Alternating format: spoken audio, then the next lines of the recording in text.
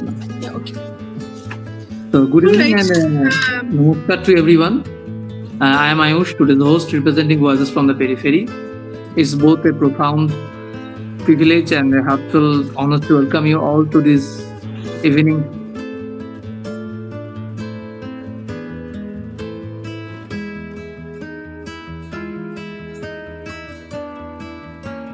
lecture title about to engage with, but also because we are graced by the presence of one of the most brilliant and compassionate minds of our time, Professor J. Devika. Professor Devika is a distinguished historian, feminist theorist, revered public intellectual, currently based at the Center of Development Studies in Thiruvananthapuram, Kerala. Her interdisciplinary scholarship traverses the fields of modern South Indian history, gender studies, translation studies, and public culture. Over the years, her critical interventions have profoundly shaped our understanding of social reform, gendered modernities, and political trajectories of Kerala, particularly in the 19th and 20th century.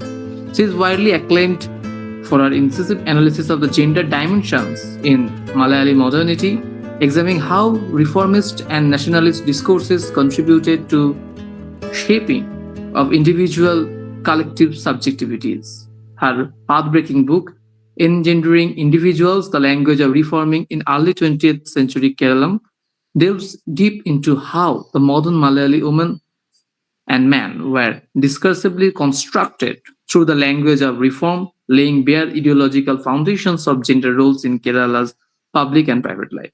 Another significant contribution of the individuals, householders, citizens, Malayalis, and a family planning 1930 to 1970, which explores intersections between family, citizenship, and the modern state, particularly through the lens of population control policies. It unpacks how deeply intimate aspects of life production, and kingship become masters of state concern, reshaping the very notion of the family in Kerala. Among her recent book, The Aesthetic Woman, is a very wonderful, and in addition to the scholarly writings, Professor Devika is a celebrated translator. She has brought the voices of numerous Malayalam women writing and writers into English, making regional feminist literature globally accessible. Her translations of K.R. Mira's Yellow is the Color of Longing and Lathimakam Antarajan Cast Me Out If You Will are not merely linguistic acts but political ones, retrieving suppressed histories and amplifying subaltern voices. But what truly distinguishes Professor Devika is her unwavering commitment to the public engagement through her essays, columns, podcasts, and public talks, especially in Malayalam. He continues to challenge dominant narratives, speak truth to power, and defend not only the dramatic and secular values, but also woman's voice. Her voice is not only a scholar, but also a citizen, deeply invested in ethical and political questions of our time. We are honored and deeply grateful to have her with us today. On behalf of the Voices from the Periphery, I extend a warm and respectful welcome to Professor Jayadevika. Thank you, ma'am, for joining us. Up to you, ma'am. Ma'am, your mic is. Thank you, Ayush, and thank you, Pallab, for that warm introduction. It's not very common, to be introduced in a scholarly way. I really thank you for that. And yes, I think today's talk is about something ongoing. So as historians, I think one of the important things that we have to do as public intellectuals is to help others make sense of what goes on around us with a historical lens, because that is how we find our own compass in history. We find where we have to find out where we are. We have to know where we stand in this path, how present events are connected to the past, and so on. So I am going to talk today about something that's ongoing, a struggle, a very important struggle, a workers' struggle ongoing in Kerala. It's been a matter of considerable public debate in Kerala since March this year, at least. It has also been discussed at the national level, and it has also captured quite a bit of attention in the international left circles. And this, I'm referring here to the nearly 5 month long Asha workers strike. And Asha, as we all know, refers to the bottom level health workers, the accredited social health activists. They are workers, but nationally they are not accepted to be such. We have a mountain of research literature by now on Asha workers in the Indian scene and also in South Asia, which clearly acknowledges the kind of work, the care work, the public care work that they perform, and has been globally accepted as extremely important for public health interventions in the subcontinent. So in Kerala, yes, the Asha workers are a very, very important group. So let me just give you a very brief account of what's going on, what the struggle was, and what's going on right now. So the struggle started around February, actually on 10th of February. And this struggle was started by a non-majority union. The majority union in among the Asha workers is affiliated to the Communist Party, the leading Communist Party, the CPMs, or Trade Union Network, the CITU. This is a minor union, and they are called the Kerala Asha Social Health Workers Association, KAHWA. The KAHWA actually tried to approach the government several times last year and early this year, asking for a raise. That is, they wanted the daily wage to be raised to rupees 700. This is, of course, the minimum wage in Kerala, and they were right to ask because this was promised to them by the ruling government, the LDF, the Left Democratic Front government led by the Communist Party of India, Marxist, in their election manifesto. Now, we have only one more year left before the next state government elections. So the workers found it important to raise this issue right now because they have only one more year to push for this election promise. They also asked to remove the mandatory age of retirement at 62. As the Asha workers are voluntary, treated as volunteers, and their honoraria is very poor, as we all know. It's unstable, it's unsteady, and very slow anyway. And making these workers retire at 62 without any kind of benefits is wrong. They have been arguing against this for a long time, and now they have been pressing. They asked for a retirement benefit of 5 lakh rupees with a pension since they don't have any of the welfare funds that other groups of workers in Kerala have. They also asked, and this is very important because the, the left-leaning groups and voices in Kerala and outside have been trying to paint this struggle as merely and solely for wages. There's nothing wrong with that, especially when workers are asking for minimum wage. There is no need to moralize. Nevertheless, it's important, I suppose, to flag that this struggle was also trying to point out the terrible condition, the terrible shape that the Department of Public Health in Kerala is. That how the hierarchies are, the top-down hierarchies are destroying the morale and the energies of the lower level workers. How working conditions are getting more and more ruthless and bad, and how work is being allocated relentlessly, and arbitrarily. And so they were also asking for dignity. It was not just for pecuniary reasons, it was also for a dignified work. And importantly, they stressed, as part of this demand for dignity, they also stressed the need for regular payment of honoraria. Now they get honoraria once in 3 months, sometimes once in 2 months, sometimes once in 4 months. And these are working class women, So these were the demands that they put forward. In response, the government refused to raise the honoraria, claiming that this was a bogus strike. Part of the reason why they were so hostile is that the Kahwa takes the help of a political party, a very small political party, not powerful in Kerala, but hated by the CPM. And they are the Socialist Unity Center of India, the SUCI. The SUCI has been very, very successful in thwarting many of the CPM's grand infrastructural development plans, including the notorious K-Rail, the huge infrastructural plan called K-Rail. And no wonder, and also the CPM believes that the SUCI had a huge role in ending the CPM rule in Bengal, and so they are heartily hated. So the Kahwa leadership relies on support from the SUCI women activists. And this was one reason why the government was hostile to the struggle from day one. So what they did was, first of all, they refused to raise the honoraria, claiming that the Ashas were part of a central government scheme. Yeah, we all know that. And that the state government was not responsible for either declaring them workers or treating them as such. Now, of course, this was quite shocking because we have a communist government here who are saying that, who are raising these technical issues to deny workers their right to be recognized as workers.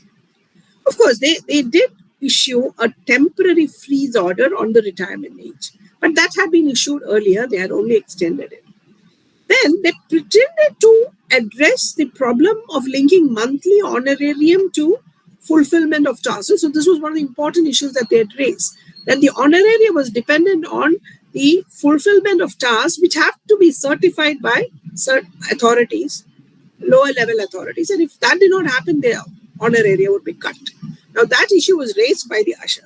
Now, instead of resolving this problem, they just flipped the problem over.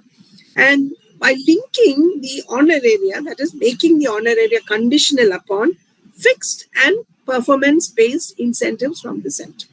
So, no solutions.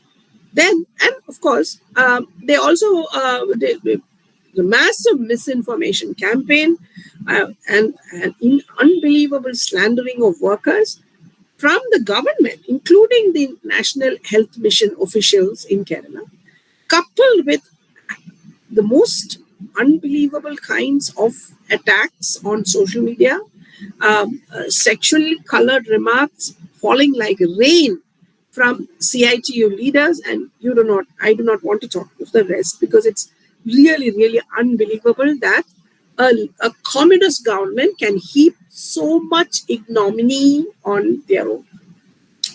So, so now research at the national level and regional level on Asha workers shows certain patterns which are confirmed in Kerala as well.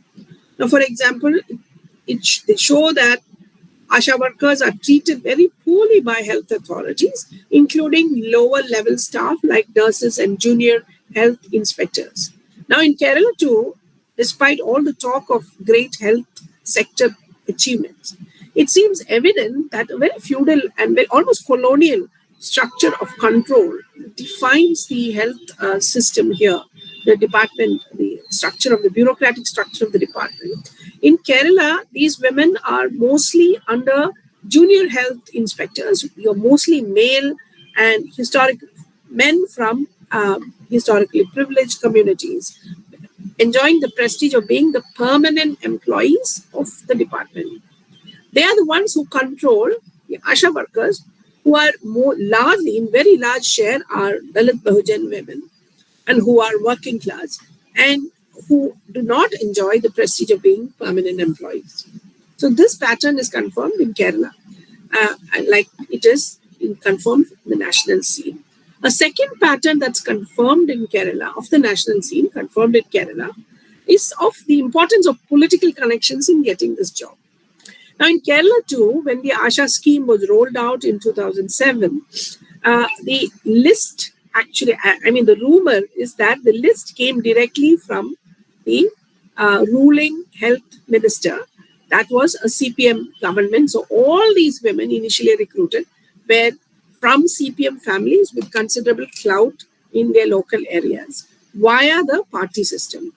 The then chief secretary tried to introduce some criteria, but his efforts were thwarted. Now, this is an open, secret. Everyone knows. I was in the field in 2007 in the panchayats doing field work, and I kept coming. I heard this over and over again. And yes, the striking workers, if you talk to them, they all admit, the ones who have been here since 2007, they all admit that they came into the system through the CPM's party connections. Now, and the third pattern, the national level pattern confirmed for Kerala, is that there is a preponderance of women from historically marginalized groups. I did a short survey. This is true in Kerala, at least for the striking workers. A short survey that was conducted at the strike site with 50 women. 50 because the government claimed that only 250 Ashas were on strike. So I took 50, a sample of 50, and all these patterns were confirmed. Now I can talk about that later I need to, but right now I'm not going to the details for the sake of for time. Now the tasks that the Asha workers in Kerala carry out are very numerous. Now, the early Ashas had a limited number of tasks to do with vaccination, with care of pregnant women and so on, children. But now the number of tasks is very huge, and again, this is also a national pattern, but much more intense in Kerala perhaps than anywhere else. So these include population enumeration, community-based risk assessment, health protection against chronic illnesses, whole bunch. So in this, the accredited Asha workers in Kerala, where that system was set up around 2007-8, and this coincides with the time when the health profile, the profile of health challenges in Kerala was changing quite drastically along with climate change. So we were beginning to see epidemics, new generation epidemics like chikungunya, leptospirosis, and so on, spreading and becoming serious threats. Dengue becoming serious threats, especially during monsoons. And to contain this, the work of the Ashas in containing these epidemics has been tremendous.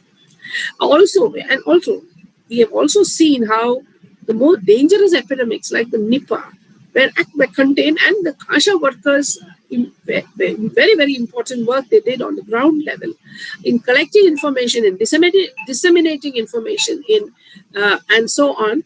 Those were very, very important. Plus the kind of public care offered to ordinary citizens. Now, all three of these were very, very important in helping Kerala to continue to contain epidemics. Then came the 2018 flood, which was a very, very dangerous moment for a very large number of people. Again, the work of the Asha workers was very, very important. Though it did not get the kind of visibility that the Kudumbashree women in Kerala got at that point. But there was widespread acknowledgement that the epidemics that usually follow on as the flood retreats, those epidemics did not spread in Kerala because of the hard work that these women put in. So, research literature in India, in the Indian context, identifies the Ashas as an instance of care extractivism by the state, and it's no different in Kerala. And we do have research by public health researchers that put their finger on this and actually use this concept to examine the manner in which caring labor is extracted from women workers, informal sector women workers, by the state without with no proper remuneration or decent working conditions, and so on. And then came the pandemic, of course. And we know that internationally, the role of the Asha workers in Kerala was widely celebrated and praised. And the point here is very important. See, Kerala has from 2008-17 a new system called the Ardram system, by which lower level the PHCs in Kerala, the public health centers in Kerala, were upgraded into family health centers. excellent system. It has actually improved the lower level healthcare distribution considerably. Nevertheless, the success of the system rests in large measure on the poorly paid, poorly remunerated, poorly recognized labor of these Asha worker women. So, I mean, that's an introduction to the Asha workers issue, Asha workers and their problems. Now, let me just state outright what exactly I want to, or what I have learned from this strike. By the way, the strike has entered its fifth stage yesterday. The four stages were very exciting. They started off as a dharna in front, a strike in front of the state secretariat. It had went through several stages. It garnered widespread attention, both online, offline, on television, and outside the newspapers. And then there were some critical moments, very dramatic critical actions by the Asha workers. And then there was this very large, very important 1 month long traveling strike, which covered the entire state, all the districts, and the Asha workers went from district to district, speaking at 14, 15 different centers in every district, and which has actually spread the message. The Asha workers' interventions in the Nilambur assembly elections was important, we believe, in assuring the defeat. It did not cause the defeat of this LDF, but it definitely assured their defeat. And then now the fifth, after the Jatha is over, now the fifth phase is starting, was announced yesterday, and they're holding 1,000 protest strikes in panchayats, in Kerala's panchayats, which are around 1,010 panchayats we have in Kerala. And 1,000 panchayats have been chosen for protest protest strikes. And the strike site in the Trivandrum Secretariat gate has been turned into a library. So you have women, Asha workers, who come after their duties, sit there, read till the evening. So it's become the strike was already a huge public education effort, and that continues in the new library that's being set up at the Secretariat gate in Trivandrum. So now let me tell you what I have learned from this as a historian of Kerala, as a historian of not of contemporary Kerala, of welfare and politics in the 20th and early 21st centuries in Kerala. What I argue that the Kahwa strike has managed to lay bare a historic shift which was hitherto concealed by the Kerala governments and the left's incessant claims about promoting women's empowerment. And this is nothing less than a revelation of the limits of what I call a social contract that was forged between the state and women in Kerala in the late 1990s.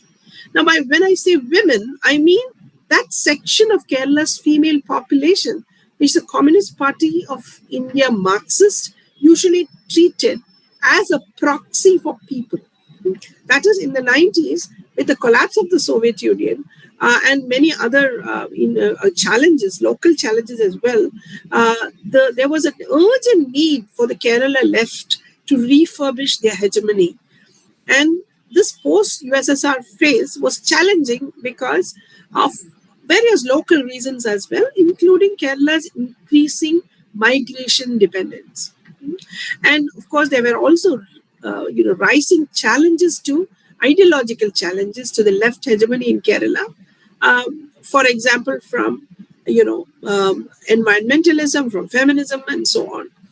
And to meet all these different challenges, the one thing that the left did was to create a proxy for people and women. And I say women, I mean that section of Kerala's female population, which the Communist Party of India Marxists began to treat as a proxy for people. Now, this consisted mainly of lower middle class housewives. who were not exposed to politics. Until then, in a large measure, these were mostly homebound, family-bound women, mostly moving around in kin networks. But they were highly literate. The average education of such a woman would be like high school, 10th standard pass or 12th pass. They were highly literate. They were also highly exposed to media. They had also proven themselves to be able participants in mass development initiatives, such as the mass literary campaigns of the early 1990s. So this generation of literate women, lower middle class housewives, drawn into local governance and local development. This was a new generation. You have to be very clear that they are not to be confused with the highly politicized women workers of Kerala, who were the backbone, who were actually the fighting middle of the mid 20th century working class mobilizations. So the earlier generation of working class women in Kerala were very highly politicized through their unions and very, very public in their expression. But this group basically were homebound women, mostly homebound women, whose social and cultural boundaries were now expanded to their panchayats. And they were treated as women, the rolling out of the Panchayati Raj and the reservation of 33% seats for women and the rise of women's empowerment as global agenda after the 1995 Beijing conference. This provided the context in which this social contract between women and the state, mediated by the dominant left in Kerala, became imaginable. So the government promised empowerment to women. In turn, women were to function both as agents of self-help supported by the government. They were also to perform vital governmental labor for local development through elected local bodies. Now, besides elected women members, these who entered local government through reservations, the late 1990s also saw the setting up of the statewide network of women's self-help groups in Kerala. Usually we call it Kudumbashri. It is actually a network under the aegis of the Kerala State Poverty Alleviation Mission. Now, this network was scaled up to the whole state by around 2005, and current membership exceeds 40 lakhs. So it's huge network. And the women in the SAGs formed a vital pool of cheap, often unpaid labor to carry out a number of tasks relating to welfare and other activities of the local bodies. An effort was made towards the end of the first decade of the new century to actually empower these federated Kudumbashri structure, etc., through internal elections and all that. But yeah, those efforts have been, the outcomes have not been very, very positive or promising. So, what I'm trying to say is that there was this implicit identification of a certain section of female population in Kerala, namely the lower middle class housewives, as women by the state. Those groups, so what happens is, those groups of women who could not be counted as women, that is, those who were not captured by this governmental lens, figured only partially, or those who figured only partially in governmental discourse, came to be either ignored or rendered invisible. And the large chunk of this excluded group were working class women, both in traditional sectors, like, for example, women in the plantation sector, or low skill informal sector like retail, for example, or even the skilled service sector like nursing, and as well as others, younger women in higher education. They were another group. They were not exactly historically underprivileged all the time, but they fell out of the focus of the governmental lens, either fully or partially. So none of them were counted as women that the state found worthy. And nor were such pre-existing welfare recipient groups such as widows, for example. They didn't really, they were brought into the frame of Kudumbashri and of those women very slowly. Initially, in 2007, I remember I worked on widows associations. They were not really ready to give up earlier forms of militant mobilization for welfare. Now, that militant mobilization for welfare by women was set apart. And instead, you really had this groups of women who the government recognized as women, who were treated as subjects of self-help and the producers of governmental labor for the state, or either underpaid or unpaid. The Asha workers of Kerala to belong to the section of women workers outside the social contract, even though they were mobilized by the CITU, as I mentioned earlier. So it's not surprising then that the CPM government of Kerala has generally treated articulations by these women who did not fall into the category of women that the state used as a governmental lens. They were treated with considerable hostility.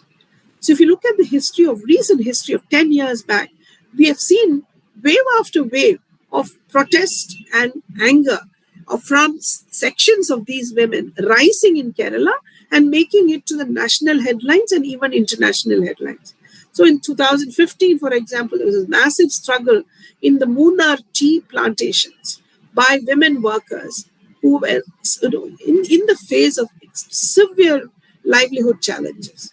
Or after that, we've seen struggles in retail sector of the retail sector women workers for basic rights such as bodily rights, such as bathroom breaks and seats, or nurses in Kerala for decent wages. Now, all this has happened from 2015 to now. Almost once in every 1.5 years, we've been seeing a major kind of strike, one way or the other. Now, the latest in this series is the ongoing Kahwa, the struggle of the Kahwa, which the government and the left trade unions have been attacking with an unbelievable levels of callousness. So, in sum, the new social contract, when I say new, I use that word new because I'm referring to the 1990s. We're not far away. It's not a long way off in history. So this social contract between women and the state in Kerala of the 1990s and after excludes women workers, both of marginalized traditional sectors like the plantation workers and informal sector women workers, from retail sector workers to local level health workers. So what this does is to reinforce the patriarchal culture of treating women primarily as housewives. So you see, the government's preferred understanding of women is of local level housewives of the lower middle class. They are supposed to be deserving only a secondary income, and they are not supposed to be seeking full recognition as workers and a minimum wage. So, so this is the kind of divide. This is the kind of dividing practice that this neoliberalizing state in Kerala, under the mediation of the left, has put in place. So you have women, in order to be granted that gendered privilege, of being women, you have to be part of the Kudumbashri, part of the elected women workers at the local level. But if you are outside, you're informal sector woman worker, then you are not given that respect or that recognition. So yes, so that is really the single most important lesson that has come about from this strike. So what is a kahwa now? Now, as I told you, the major union of Asha workers in Kerala is the CITU affiliated federation, Asha Workers Federation. They are very big. I mean, the total number of Asha workers in Kerala is about 26,000 plus. Originally, when it started, the program had something like if I remember right, 30,000 workers or more. And the conditions of work were so bad, the pay was so poor, the number of tasks kept piling. As I told you, after the Ardhra mission, the number of tasks just went through the roof. So many women found it very difficult to work. So any woman who had some uh, wherewithal to escape this kind of work escaped. So what the government did was not to hire new Asha workers to take their place. Instead, they just transferred the burden of Asha workers who were leaving the system because they knew that they were being exploited and they could not bear it.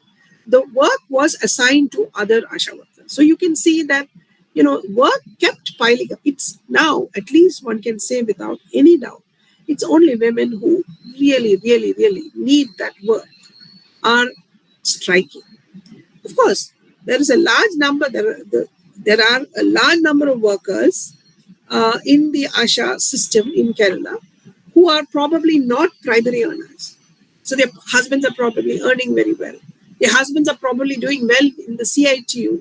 They themselves probably have good connections in the CPM and the CITU. So such workers are protected. They are protected even if they are not given wages. Their families are given favors because the CPM, at least this government, has been notorious for nepotism, for its nepotism. So in order to derive benefits from nepotism, or being part of the nepotist network, the Asha worker woman who is affiliated to the situ is often has to make a choice. She has to either choose between sons, daughters, husbands, relatives, getting favors elsewhere, or being generally supported by the CPM's community, whatever community at the ground level. So she has to choose between those supports and a dignified wage and better working conditions. So very large number of workers are not supporting the struggle openly, though the records of the strike clearly show that a very, very large number of these workers have been actually visiting the work site. So the records of the Kahwa have data, actually details of all the workers who have visited the site on a daily basis. And this number is now about 12,000, which means nearly half of the Asha workers in Kerala have been visiting the site. And the union, as I told you, is a union that is not exactly like the situ. The membership system is very different from the CITU. The CITU membership, interestingly, is renewed without asking any work. No worker's opinion is taken before the membership is renewed. It's automatically renewed. So women seem to have no say in it. So, but Kahwa has a system by which the membership is fluid. That is, people can be part of Kahwa's networks even if they are part of some other union. So the Kahwa has WhatsApp groups in all districts, and where they share information, they share news of strikes and news of Asha workers gaining in other parts of India and other things and other kinds of support. And all any Asha worker of any affiliation can come and share in these. So the support for the strike actually is much more than the CITU and the CPM is trying to make out of it. The Kahwa, for example, also came up. Basically, it was formed by a group of women who were disgruntled with the Congress Union, the INTUC. They were part of the Congress Union and they found it difficult. They also found that the CITU union was extremely discriminatory towards women with good connections in the party.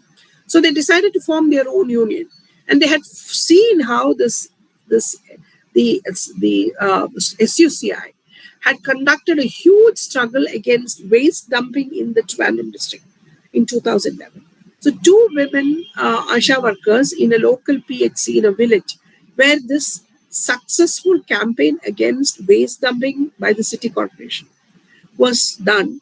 They were attracted by the SUCI's work there and they approached the SUCI women leaders if they could help in forming a union. And that is how the Kahwa Union was actually formed. And since 2015, the Kahwa has fought many smaller protests, often alongside the Situ affiliated Asha Union, and for a number of issues, not just some related to wages and honoraria, some related to honoraria and incentives, but not always about pay. So in 2013 is when they actually saw a big spurt, and when they began to struggle against these demeaning practices that Asha workers were forced to accept. Then in 2018, there was a big spurt, and that came when the union supported, the practice of, actually supported Asha workers who wanted to resist the practice of forcing them to be audiences for, public health department functions. So, the public health department would be inaugurating some program or, announcing some new measure. So they would hold a public meeting. And the Asha workers in the district were expected to pay their own way and come to the city and attend these functions as audiences. Now, there was considerable resentment against this practice because these programs, uh, these initiatives, were actually taken forward on the ground by Asha workers. But none of them were invited to speak or be on the podium, and their work was not really recognized in any way in these public functions. They were treated as audience, and then they were given, they were not, their travel expenses were not met. And worst of all, they were often offered substandard food. Now, some of the was in one such issue, one such meeting, workers protested against this bad treatment, this undignified kind of treatment, and the Kahwa openly supported these women workers. That is when and this did produce some effects, because after some good response, because after this, the women workers found the courage to actually, when they were ordered to go to and attend these meetings, they found the courage to actually tell the health authorities that they would not go unless they paid for travel. Either found them a vehicle which the department would pay for, or pay for bus fares and so on. So, so this, and because you see, the problem is the department is so very feudal, so very. If the lower level officers will not sign, their bills, etc., the Asha workers would lose honorary. That is the reason why they were so reluctant to struggle and protest till then. But the Kahwa's work over the years was very, very important in producing this kind of dissent in the ranks of the Asha workers. So it was also the Kahwa that actually pressurized the government to reappoint an Asha worker who was forced to retire at the age of 62. Actually, that order, the government had frozen that order then, and then, and right now, they only extended that order. Also, the Kahwa also made very important efforts to spread news of various benefits that Ashas had secured elsewhere. For example, the government had organized Asha feats in every district, festivals, singing, dancing, music by Asha workers. These were the feats. So in these feats, when Asha workers in the districts came together in one place, they began to spread news of, for example, the West Bengal government's announcement of one-time retirement benefit of rupees 5 lakhs for Asha workers. So the present left government, these were things the Kahwa has kept track of. So they have been attacking what is called the criteria, that is, unless a certain number of tasks are certified and not only performed but actually certified by the junior health inspectors, the panchayat member, the junior health, public health nurse, etc., has done, they will not get the full amount of honorarium. And this has been a practice that Kahwa began to oppose. In fact, it was opposed right from the beginning. And in many of these struggles, the Kahwa actually worked with the CITU affiliated union. They were also, the Kahwa has also been pointing out that the Asha was, for all practical purposes, a full-time job, and the workers were on call round the clock. So it was impossible for them to take other kinds of gainful work. Technically speaking, these workers are volunteers, so they can actually go and do other kinds of work. But here, the number of tasks is so high, and because they are also reminded constantly that they are on call round the clock, it's almost impossible for Asha workers to find other gainful work. They used to do that in the earlier years when they had only 3 tasks. And right now in Kerala, the Asha workers are even called upon by other government departments, even to gather data and spread information. And the government now has reduced the criteria, yes, but retained the practice. As I told you, they have now linked the honoraria with the central government granted incentives. Then the Kahwa has been inconsistently been ignored. Their request to be made part of budget discussion has been ignored. And yes, the desperation is understandable because this government is going to last only for another year. So now, I want to also point out, as going back to looking at the struggle as a historian. Now, I also want to place the Asha worker struggle in the history of, in an intersectional history.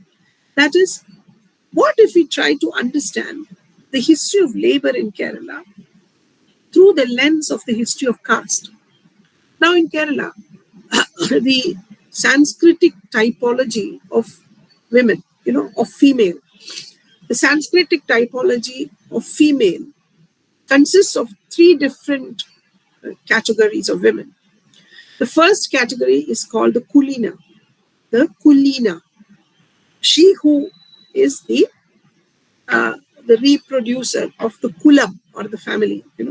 So in other words, the historically privileged Brahmin woman, she who is the reproducer, whose body is basically devoted to the reproduction of that caste, and that's Kulina, who is located in the family, whose labor is primarily familial, whose social connections are primarily of kin and caste kin. That's Kulina for you. The second kind of woman imagined in the Sanskrit typology is the Vaishya. Now, Vaishya in contemporary Malayalam means prostitute, but in Sanskritic Malayalam, in the older Malayalam, it did not mean a prostitute. It meant, roughly speaking, the vessel of culture. Now, vessel of culture refers to a woman who was valuable because she could provide pleasure to historically privileged men. So in Kerala's particular circumstances, with matrilineal being important, Shudra women in Kerala were believed to be pleasure givers to, privileged men. So that's one category. And then the third and the most numerous category of woman in the Sanskritic typology is the Pritya. The Pritya translates as female servant, but it refers to the very large sections of women who are historically marginalized communities. That is the Dalit Bahujan women. In the 19th century, they were really the most important part of the agricultural workforce. And later in the 20th century, they were also the large majority of women, of workers in Kerala. That is, the large trade unions that were formed in Kerala from the 1930s onwards, the membership often was hugely of women. In fact, the Coir Workers Union, the Communist Party organized CITU affiliated Coir Workers Unions in Kerala, constituted the largest group of organized women workers in Asia in the 1950s. They were a massive force. So if you look at the history of labor organizing, it's actually the history of organizing women workers in large measure. If you look at the history of labor protests, public protests, that's also the history of women workers actually taking to the streets to protest. Of course, the most successful and much cited protests are of men very often. That is understood. Men workers like headload workers or sanitation workers, but sanitation workers included a large number of women, though we don't acknowledge that. So these workers' mobilizations were also dominated by women. Now, what happens in the 20th century is the Kulina gets redefined. Earlier, the Kulina was mostly and only in the 19th century. You identified Kulina only with Brahmin. But with social reformism, community reformism of the 20th century, the historically privileged communities all begin to change, and many of them who were originally identified with the Vaishya, that is, I mean, again, I want to repeat, Vaishya doesn't mean prostitute at that time. So women who were believed to be subservient to, subservient to upper caste men, men who were higher and a caste higher to them, or within the same Shudra community, higher, a subcaste that was higher. Now, these women were also now, and this is, the crux of Malayali modernity, they became modern Kulinas. They were the goal that they were directed towards was populated by the figure of the modern Kulina. Now, what happens to Vaishya? The Vaishya disappears. It's a long story, so we don't have the time to recount that. But what happens to the Britya is that the Britya, of course, was in a terrible situation in the sense that she was subjected to intense caste oppression. She was considered to be the producer of all kinds of different labors. So she engaged in productive labor in agriculture and industry. She engaged in social reproductive labor for her own community. She was expected to perform sexual labor for the pleasure of the upper caste. So all kinds of labor was extracted from her, but none of this was even counted as labor evil. They were just, all these were energies that could be extracted at will, and no humanity was conceded to any Dalit Bahujan, but all the more for Dalit Bahujan women. They were dehumanized to an almost unimaginable extent. Now, the mobilizations, the anti-caste mobilizations of the late 19th century, and later the working class mobilizations of the 1930s, extricated the Brahmanical, the Britya of the Brahmanical order, and turned her into something else. So she became the working class housewife, but working class housewife was a rarity in the 1930s, because unless both members of the family in a working class situation went to work, it was very hard for the family to survive. So these Victorian housewife ideal was almost impossible to achieve among the working classes, though through missionary attempts and education, the ideal was very much in circulation. It was very difficult to realize, actualize. So you had working class women rather than the Britya, and these were all unionized. A lot of these women in Coir, in cashew, in Coir, in agricultural sector, in all these sectors, these women entered trade unions. They were as workers. They began to self-identify as workers, claim rights as workers, and fight for workers' rights. So the 1940s, for example, for brief periods of the 1940s, women workers led the trade unions. And you could see this huge difference at that point. We have historians of gender and labor in Kerala like Meera Velaidan and others who have written, Anna Lindbergh, who have written about these kinds of interventions by women workers in the 1940s. But then from the 1950s, you see a huge difference.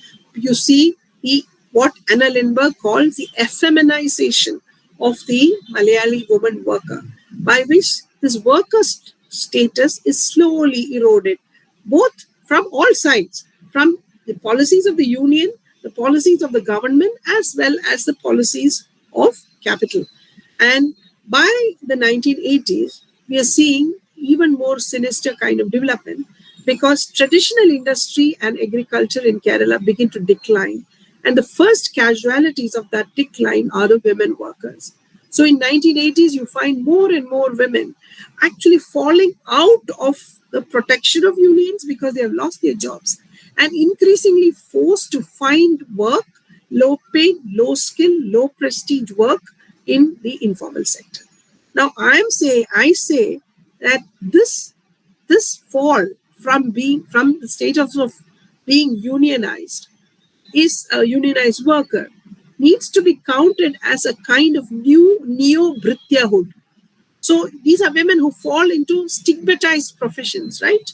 They become domestic workers. They become care workers, and these are not jobs that carry social prestige. On the contrary, they are actually stigmatized. So we have women workers in the informal sector now becoming having to deal with a certain neo-Brityahood. And this neo-Brityahood, I claim, intensifies in the 1990s with the neoliberalization of welfare in Kerala, heavily reliant on the working class family. So the working class woman is identified, as I mentioned earlier, as a primary agent of self-help, as a primary de- producer of governmental labor in welfare. Now, this requires her to be, housewifely status, married housewifely status. So that's the important point, not worker status. The worker is still outside all of this, a woman worker. So the new Brityahood is not addressed by the new welfare of the late 1990s. What you have instead is a whole network that covers Kerala of housewives in self-help groups. Interestingly, named Kudumba Shri, and Kudumba means family. Kudumba Shri means the prosperity of the family or the auspicious nature of the family. So very clearly, we are back to family. Woman worker is nowhere in the horizon of this imagination. And as I told you, as the new century wears on, we need newer and newer classes of informal sector women workers. And that's where the Asha workers enter in the early years of the new century. They often were already in informal, they were already informal sector health workers, like a lot of the early work, many of the early workers were part of what is called the Mahila Swast Sangh. So almost very grossly underpaid, almost unpaid voluntary work. And they are the ones who entered the Asha workers. Many of them who came from better off left families, they thought that this was an entry point because this involved very intense community connect. They thought that this was a good entry point into politics, local politics. Many of them did make that. But there were also a very large number who thought that working conditions would improve, that this was work. They thought that it would become gainful work. And of course, what they really enjoy and they still enjoy is the dignity and the affection that they feel from the people who they serve. So it is a kind of labor where the boundary between life and labor is very thin.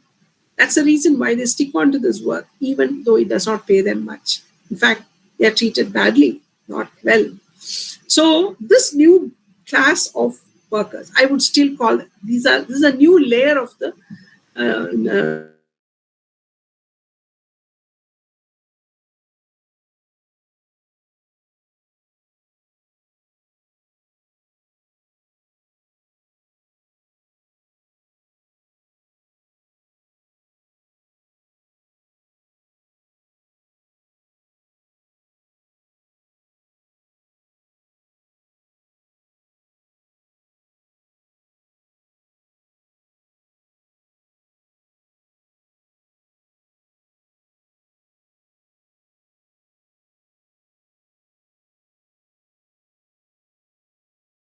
this new kind of casteism, the new casteism of the 20th century.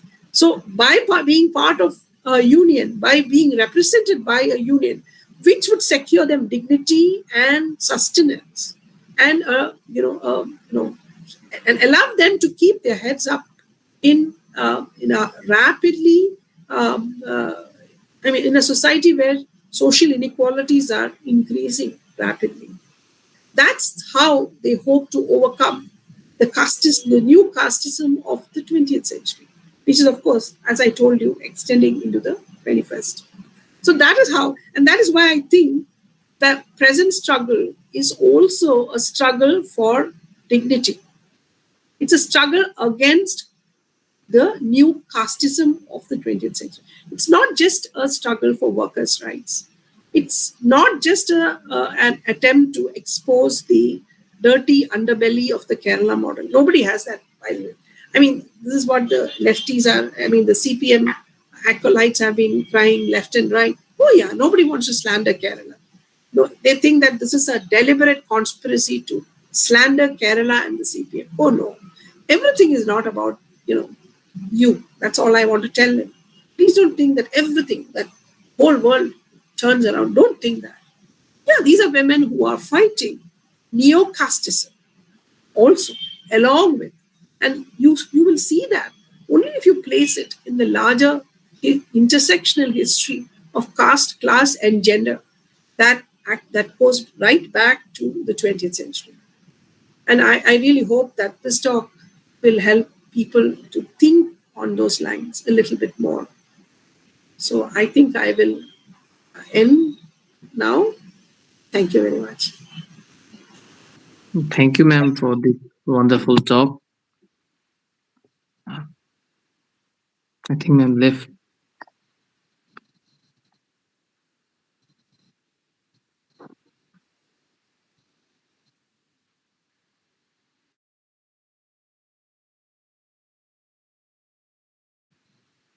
Thank you, ma'am, for this wonderful session, and this is very interesting and wonderful talk indeed. So now we will proceed to the question answering session. We have so many questions in our YouTube, but for the time constraints, we will take some of them. So now can we just begin the question answering session?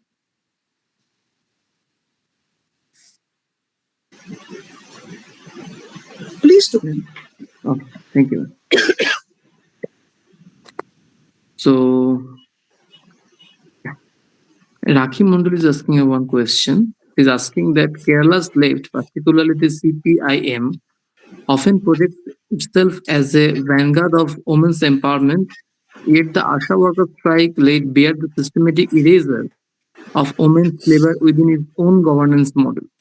If the left fails to recognize Asha workers as workers of instead mobilizes the language of service in quotes and voluntarism in quotes, is this not an ideological continuation of Brahminical patriarchal statecraft cloaked in Marxist rhetoric? How do we then situate the CPIM handling of this movement in relation to its historical failure to integrate feminist practice into class struggle? Um, I mean, I'm sorry, I don't think I could hear all of that. Your voice was kind of breaking Can towards you the just end. type the question in chat box? If you can just put it into the chat box, that would be much easier.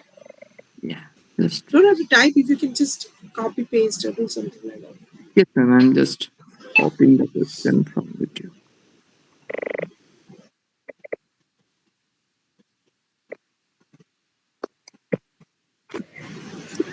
Can I? Am I audible? Yeah, you are. Yeah. Devika, that was a brilliant talk. And especially the way you conceptualized it as neo-bhritya, or the intersectionality of caste, gender, and women in labor. I was thinking we need more research using these categories to understand how women in different sectors of labor go through the same kind of experiences. Maybe we are seeing Asha workers on strike, But there are other, yesterday we were all reading how the women who are working in textiles, like in these showrooms, they are all on strike. Now, women from different sections of labor and are coming out and protesting. I felt your conceptualization of the neo casteism is a brilliant category that need further research in more areas. Yeah. Yeah, thank you, Anu. Thanks, Ayush. Shall I then? Let me just address these two questions first. So, Ayush, yes, it's important to recognize that when the CPM spoke about women's empowerment, they had in mind a certain section of the women, not all women, a certain section of the women who they could use as a proxy for people. People is a much more, it's a category that is much more fluid. It can include a large number of class fragments at least. So hegemony, to bolster the left hegemony. When that kind of hard labor, the CPM could not undertake, partly because it is so Stalinist at its core even now. So what democratic centralism does not allow for, a conceptualization of plurality at the heart of the left. That was always its problem. It was its problem in the 90s. It was still its problem. So that's problem there. So they picked a section of women. That's lower middle class housewives. That's the section. That is a class fraction that could be made to look like people or serve the function of people. So this is a pretend hegemony, though. So the left is particularly strong among this group. Now, but what it does then is to really exclude or keep at the margins other groups of women and other people. Women workers, therefore, do not receive the same attention, regard, and recognition. So, what you're seeing here now is no. So you might think this is a contradiction, right? The state, the government, as well as the CPM keeps talking about women's empowerment day and night, counts it as a major achievement in Kerala. But when women actually go on strike, women workers are striking, it comes down like a sledgehammer on them. It's not a contradiction. That's what I've been trying to argue. It's not a contradiction because the women who are on strike were never counted as women in the first place, even in the 1990s. Does that make sense? Yes, ma'am. Yeah. Now we will take. Yeah. Now, Anu, yes, I think it's a high. The point about intersectional analysis, that is strong intersectional analysis, not these these routine gestures to intersectionality, which I hate. I mean, you find it in researchers that intersectionality is not used as a proper lens. It's not practiced in devising methodologies or conceptual frameworks. We just pay obeisance to intersectionality. We don't really build it. What I'm trying to do, and I'm talking here about a forthcoming work. And Anamika Ajay and I, my co-author Anamika Ajay and I, have been writing a book which is being copy edited now, so it should be out in maybe 6 months or so. So in that book, what we have tried very hard to do is to develop an intersectional lens, actually using the categories of Brahmanical femininity, and try to see what that tells us, what kind of new understanding it generates about these seemingly contradictory, seemingly paradoxical happenings. And I think I'm glad you found it useful. Yes, it needs a lot more work. And I'm just hoping that it will trigger a debate. I don't care even if it is trashed, because we really desperately need to have new tools which will help us to see our realities close up and better. Thank you, Hmm. Devika. Can I ask a question, Devika? Yes, This is Gayatri. yeah. Hi. I was wondering. It was wonderful. It was yeah. Like someone earlier said, it was incredibly enlightening. But since I was also wondering, since you've done a lot of work on consent, you just recently Mm. translated the book on consent. Am I? Can you hear me? Okay. There is some No, no, interruptions here. no, you're I was perfect. wondering, yeah, I was wondering if you find any kind of intersectional use uh, from the field of consent studies to the field of social contract, especially when we talk about a demographic of people who have been kind of excluded from the benefits of social contract for many generations. So is there an element of a lack of genuine consent in and is it possible to theorize the limits of social contract Yes, as involving a kind of yes. lack of genuine consent? Yes, I think that's a brilliant point, and I'm so glad you highlighted it, because the limits of the social contract is also highlights the limits of liberal consent. Because I use the term social contract because, yeah, as we know, it's liberal theory assumes two parties which equally benefit. So all kinds of cooperative games are, Locke and all the liberal theorists are talking about social contract as a kind of exchange, mythical, but nevertheless, between parties for mutual benefit. That's how it's thought about. But very clearly, we know historically, and this has been a critique of the liberal notion of the social contract, that in the consent of the weaker party is always an ambiguous one. And that's something that like the book that I translated into Malayalam is by a psychoanalyst, a practicing psychoanalyst.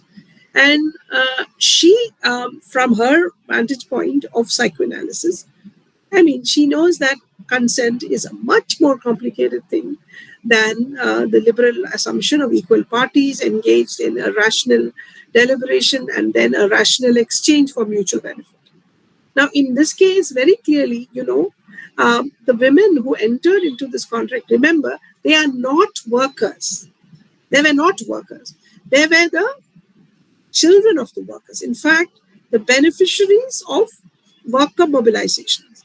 In fact, we have excellent studies like Anna Lindbergh's, which shows that mothers, that is, the workers of the 1950s, women workers, who were effeminized in the course of the decades of the 1960s and 70s, they saved up to make sure that their daughters did not have to be laborers, because the conditions in factories, etc., remained so patriarchal. They did not want their daughters to be workers. They were prepared to even hand over all the emoluments that they received when they retired to young men who they trusted, who they thought would take care of their daughters. So this generation of workers began to actually give away their savings and the benefits that they had actually gained from unionizing as dowry. So we're talking about a generation of women in the 1990s who were primary, who were actually very often the children of workers, and I found this extensively in my field work. You talk about, because the Kudambashri women who I have interviewed, very large number of them have working class roots, and these women who were housewives, they faced a crisis by the end of the 90s. Because by the end of the 90s, Kerala had become an almost completely migration dependent economy. The liberalization, globalization had become a reality. Liberalization policies meant that migrant families could earn much more than families in Kerala, because even though wage rates had gone up, because wages were subjected to inflation, while the remuneration received by people working in the Gulf were less subject to that. And the latter, that is, the people in the Gulf, working in the Gulf, were able to convert their earnings into assets that looked less vulnerable to inflation, like houses, landed property, gold. Unlike families families in Kerala who were dependent on wages or salaries. So, and the 1990s was also a decade in which we saw healthcare and education being shifted out of the social sector and into the commercial sector in Kerala, which meant that family upward mobility aspirations were all the more expensive. So by the end of the 90s, the family, the new these Victorian kind of families, which had emerged out of working class families, found that their move further up was actually badly stymied. And of course, it was at that moment that neoliberalized welfare through self-help, cheap loans was offered. And that is how, and imagine, so this is, if you ask me, these are women who don't have a public life. They desire, these are literate women who want a public life, who very often they were, in seeking a public life. And they were also seeking the resources for their families to move up. So they are the needy party in this social contract. And the state is offering them the kind of resources and empowerment, a promise of a public life, many, many things. Now, the consent in this case, and of course, the deal was that they actually work for the government in local self-government, mostly unpaid, glorified voluntary work. I call it governmental labor. And you have, on the other hand, the deal was they will get this thing called empowerment. So this is, and obviously in this case, you can see that the consent of the workers is actually not consent. It has to do with fulfilling desperate need to fulfill certain conditions, without which the family could not progress, without which the woman could never even maybe think about a life outside kin and community. So this was not an equal. The consent here was not equal, and never could it be equal. Yeah, did that make sense, Gayatri? Yeah, it does. I mean, you explained it beautifully, and I your earlier point intersectionally is so important, because the coercive element of consent can only be understood and properly contextualized in that kind of a context, in an intersectional context, because it's really not a negotiation between equal parties by any Not at all. means. So yeah, thank you so much, Devika.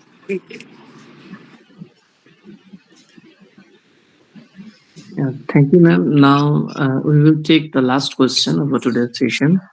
Though we have so many questions in the chat box. So Arnav is asking one question. So that is the SUCI. Can you put it in the box? I mean, that's easier for me to read. Oh, okay, ma'am. Okay. You can read it, of course, because others need to hear it. Yeah. I'm just reading the question. He's asking that the SUCI, though smaller in size, often claims a more authentic, in quote, revolutionary posture compared to the CPIM.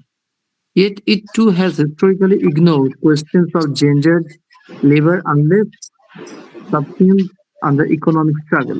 Doesn't the political silence of both CPIM and SUCI on reproductive labor and care work suggests a deeper discomfort with feminist epistemology, particularly the dismantling of the male proletarian subject as the normative revolutionary agent? In such a scenario, how do we theorize Asha workers not as passive beneficiaries but as disruptive agents challenging the gendered foundations of leftist political economy itself. Yeah. No, I really agree with that point because, I must say that this struggle, though, let's not even, I mean, in the question, there is this assumption that the SUCI has some really important, or central role. Yes, they are seasoned agitators. I mean, the SUCI's contribution to the struggle is that they help the Kahwa to actually learn the ropes of public agitation actually. That's what they have been helping. But otherwise, the SUCI has not imposed any of its ideas on the struggle. And it has stayed open to independent left voices, independent left feminist voices. In fact, the struggle has been largely theorized in Malayalam as well, not by the SUCI, but by people like us, who are independent left feminists, who are trying to actually point out that this kind of reproductive labor, reproductive care, public care labor is, I mean, raise questions about labor that the SUCI probably has not raised anywhere else. And this is an ongoing, and suppose that's the important thing, when you have, it's easy, if the only the SUCI were involved in the Kahwa strike, then the CPM could have easily, dismissed it as some kind of SUCI extremism or, hyper revolutionary rhetoric or something like that. They can't do that because the feminists are involved, and by the way, the Kerala feminism was the CPM had very smartly over the past 10 years now managed to divide feminism in Kerala in such a way that we would have, I think, feminism in Kerala would have ended as a politics. In fact, it was on its way towards ending because we were so terribly divided. What happened with the Asha workers' strike is that suddenly the feminists just held hands across all kinds of differences. So the civil society, especially feminist civil society, suddenly came alive. In fact, the critical civil society in Kerala, which was a very, very important presence in social change in the 1980s and so on, which had kind of been taken over slowly, bit by bit, taken over by the CPM, suddenly found itself struggling for independence. So I think your last observation, that is of Asha workers as disruptive agents challenging the gendered foundations of leftist politics, totally agree. But also as agents who have rejuvenated critical civil society. That's also very important. Thank you, ma'am. Is that okay? I mean, Yes, ma'am. So thank you, ma'am, for joining us today's session, and thank you for sharing your groundbreaking work. We hope the book will come in this year, and we'll give a read and definitely will comment on the book. Thank you so So much. thank you, ma'am, for joining us today. So you'll share the link once it's up on YouTube? Yes, ma'am. Yes, ma'am. We'll definitely share the link. Please do. Yeah. Thank you, ma'am. Okay, thank you. Bye. Yeah. Good night. Good night.